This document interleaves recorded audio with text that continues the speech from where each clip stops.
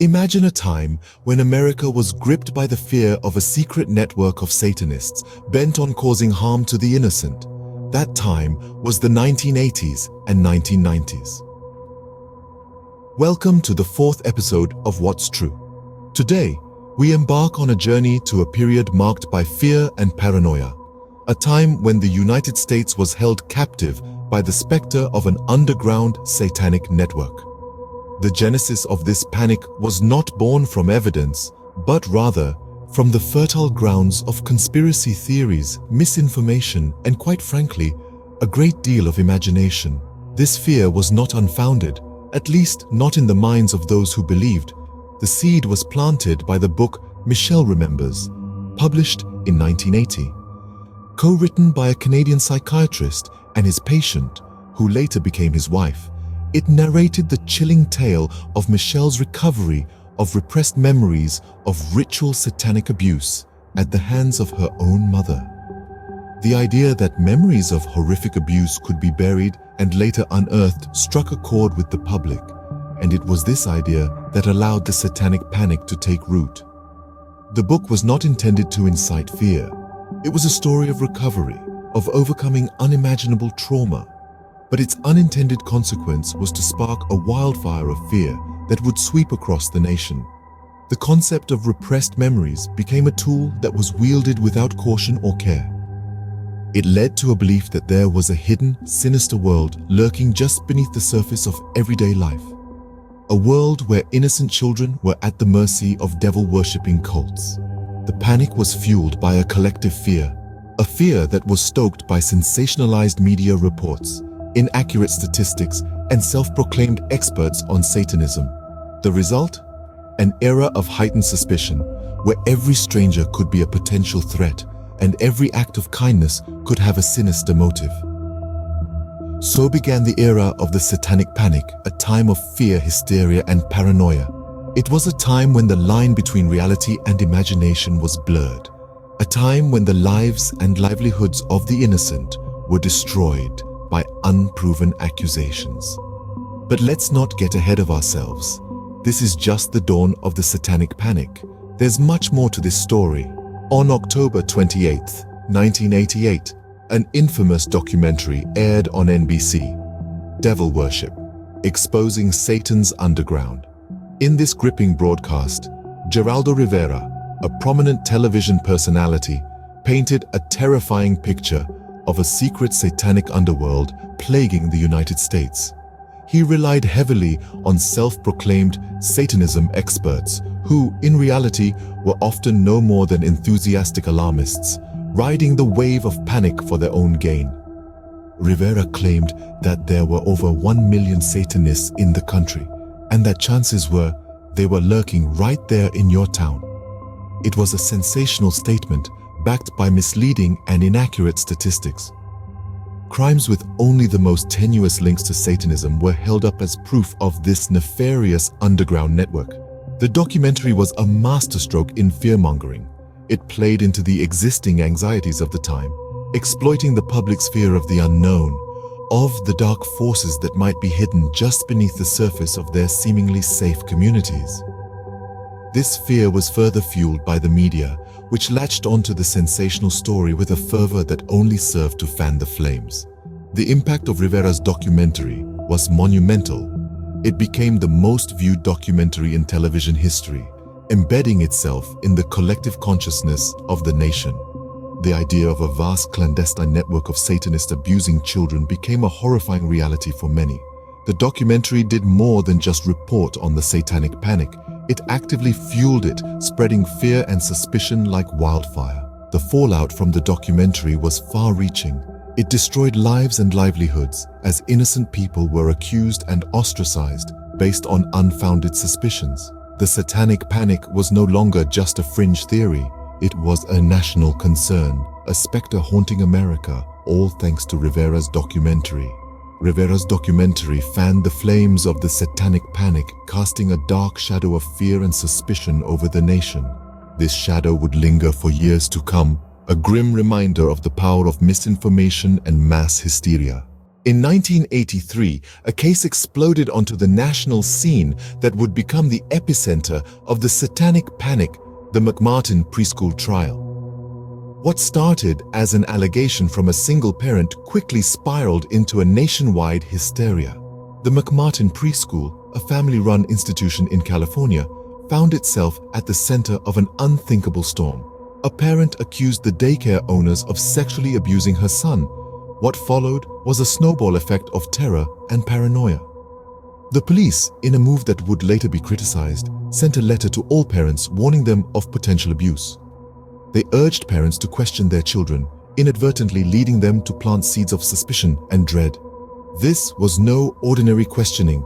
These were leading questions, questions that suggested answers, questions designed to confirm pre-existing beliefs. As a result, we saw an avalanche of fantastical claims. Children, suggestible and eager to please, began to tell stories of secret tunnels and witches flying through the air. It was a chilling blend of innocence and horror, and it fueled the panic further. The daycare owners found themselves in a Kafkaesque nightmare.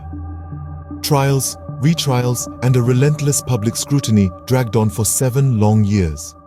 Even though the owners were eventually acquitted or had the charges dismissed, the damage was done. One of them spent 5 years in jail, waiting for justice that seemed elusive. The McMartin trial did not occur in isolation. It was a spark that ignited similar accusations across the country. Daycares became the new battlegrounds of fear. The methods used to question children during the McMartin trial, now widely discredited, were replicated, leading to a barrage of sensational accusations from children eager to please the authority figures questioning them. The McMartin trial, a saga of fear and misinformation, further entrenched the satanic panic in the public consciousness. It was a chilling reminder of how quickly fear can spread, how easily suspicion can turn into a witch hunt, and how devastating the consequences can be when we let panic cloud our judgment. As the 80s gave way to the 90s, the panic continued to spread, spurred on by discredited methods and sensational accusations. The satanic panic epidemic was like a wildfire, spreading rapidly and uncontrollably.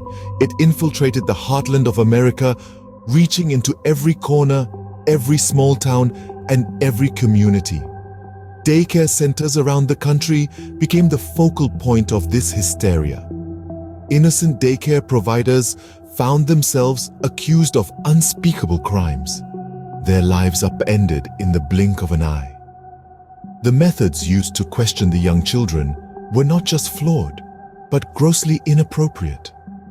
These methods often led to children making extraordinary claims, not because they were true, but because they wanted to please the authority figures questioning them. The narratives spun by these children under duress were woven into a web of panic that ensnared the nation.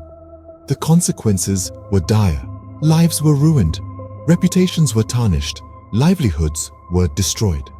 The panic was so pervasive, so deep-rooted, that even when the truth emerged, it struggled to break free from the shackles of fear and misinformation that had been so carefully constructed. The McMartin preschool trial was a prime example. One of the accused spent 5 long years behind bars, waiting for trials and retrials only to be acquitted. The charges were baseless, the evidence non-existent. But the damage was done. The individuals involved were never able to fully recover from the ordeal. As the panic spread, it left in its wake a trail of destruction. It was a stark reminder of the power fear holds when fueled by misinformation and sensationalism. The seeds of doubt and mistrust sown during this time continue to bear fruit, affecting how we view and interact with our communities even today. The Satanic Panic was not just a period of hysteria, it was a dark chapter in our history that taught us the dangers of unchecked fear and the power of mass hysteria. It showed us how easily the line between fact and fiction can blur, and how quickly lives can be destroyed in the process. The panic left a trail of destruction in its wake, a testament to the power of fear and misinformation. In 1992, an FBI agent and an anthropology professor would finally expose the Satanic Panic for what it truly was. In the midst of the fear and chaos, a voice of reason emerged. The seasoned FBI agent Kenneth Lanning, after conducting a thorough investigation into the allegations of ritualistic satanic abuse, he published a report that would drastically shift the narrative. Despite the gripping tales of underground Satanists and horrific abuse, Lanning found the rumors to be largely unfounded. There was simply no concrete evidence to support the claims that had plunged America into a state of panic.